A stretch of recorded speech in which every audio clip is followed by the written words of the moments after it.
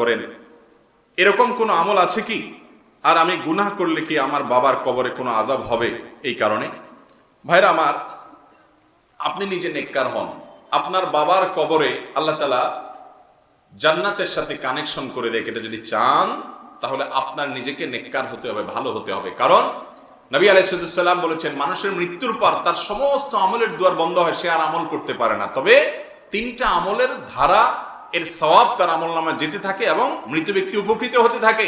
এর ভিতরে একটা হলো নেককার সন্তান দুনিয়াতে যদি বাবার জন্য দোয়া করে, তাহলে আগে নেককার হতে হবে, সন্তানকে নামাজি হতে হবে, রোজাদার হতে হবে, পাপাচার পরিত্যাগকারী হতে হবে। এরপরে যদি হাত তুলে আল্লাহর কাছে বাবার জন্য দোয়া করে, তাহলে এই দোয়া ওই ব্যক্তির আমলনামাতে সওয়াব যোগ করবে।